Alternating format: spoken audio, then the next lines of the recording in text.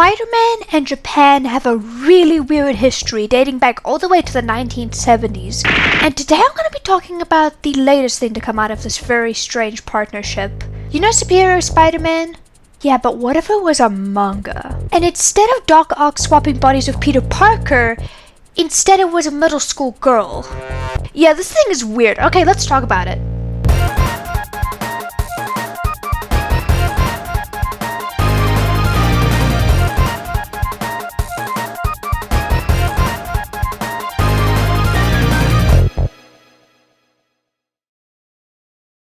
The story begins with Spider-Man and Doc Ock having a battle atop the Empire State Building in New York City.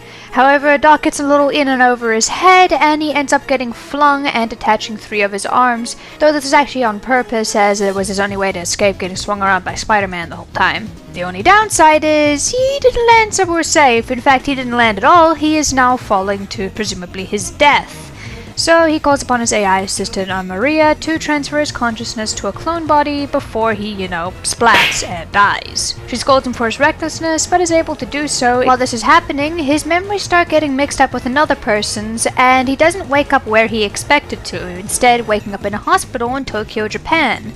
Adding another layer to this problem, he is now unfamiliar with any of the people around him or the setting. Although not all is lost, as he does have a secret base that he hid somewhere in Tokyo, which he retrieves some of his equipment from. Now in this new body, he has to keep up the act of pretending to be this person, and so he's got to go back to school, and this is where he starts encountering some problems. It's at this point that you can also really tell the people making this worked on those My Hero Academia spin-offs, because the character design principles really start leaking through for some of the background characters here. His glasses get stepped on, and we get a small little throwback to Doc Ock Year 1, which kind of stabbed me in the heart. Why would you do this? So he pulls out the arms and takes it out on the students who are being mean to him, only for him to promptly leave because something has been interfering with this. This is where he finds that the consciousness of the person that he took the body from is very much still there, and very freaked out of the situation, as she rightfully should be. This is... oh, okay, I don't know Japanese. Okutamya Ota. I'm gonna assume that's how you pronounce it. I don't know Japanese, feel free to roast me in the comments. And the two have a back and forth exactly who he is, who she is, and what they're gonna do about this whole situation, as it turns out Doc Ock didn't actually die. Spider-Man managed to save him, with a little nod to Spider-Man 2. My back! And he's now currently under a coma in the New York hospital. Also, side note, there's like 2 scenes here that actually made me legitimately chuckle, and one of them happens in this scene. Or in Dr. Octopus. Oh, I know you! You're the one who always listens to Spider-Man! Like, she just happens to have this exact poster! Okutamiya and Otto strike a deal that he'll be able to inhabit her body for a while until he can get back to his one, and in exchange he'll try and improve her life, so that she doesn't get bullied so much, and doing some other things for her. She accepts the deal pretty quickly, much to Otto's surprise, but it turns out that she's living in the morals of what her aunt has taught her when it comes to helping people and working together. Otto thinks it's kind of cheesy. The next scene consists of a haircut and a snazzy new outfit. On their way to heading to school, they manage to save a cat from getting run over and start really talking about what they can do for the people around them. And yeah, that's where chapter 1 ends for now. Introducing our characters and setting up the overall plot for the rest of the series and the presumable character arcs that are also to follow. Okay, I gotta say I'm actually pleasantly surprised. Going into this I was really worried because the premise sounded weird, and it is a weird premise, but the actual tone of the comic itself is very lighthearted and goofy, and it doesn't take it all too seriously.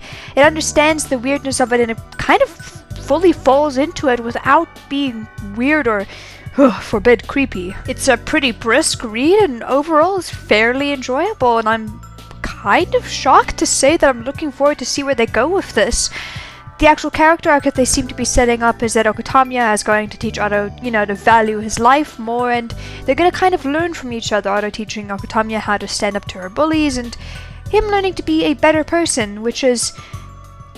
yeah, that's kind of just Superior Spider-Man Light Edition. So yes, it may have been a character arc we've seen done before, but it'll be something interesting to see how they put their own spin on it. I've got to say that the art was actually also very, very nice. It was well drawn and the shading was pretty good, and the parts where they had color was really nice. Doc Ock is obviously the star of this whole thing, so I was really kind of nervous how they were going to do his design when this whole thing was announced, and I'm happy to say they did a really good job. It's a version of that classic look, which I explained a bit more of in my Doc Ock design ranking video, and I would say it would definitely fall within that category. I like it, it's a good take on the design, and all of the characters were very, very expressive, which was great. Literally, my only problem with it was that a couple of the character designs strayed way too far into a different art style than the rest of the comic, but other than that, very nice. So yeah, I didn't actually have very high hopes for this, so it surprised me. I would overall give it kind of like, you know, an 8 out of 10. It was pretty good. Quite enjoyable, and I think people were a bit too quick to judge it, me included. Give it a read if you haven't. Oh, and feel free to come back to my channel next week. I'm probably going to be covering this comic as it comes out. And with that being said, thank you for watching. This is Kiwi signing off.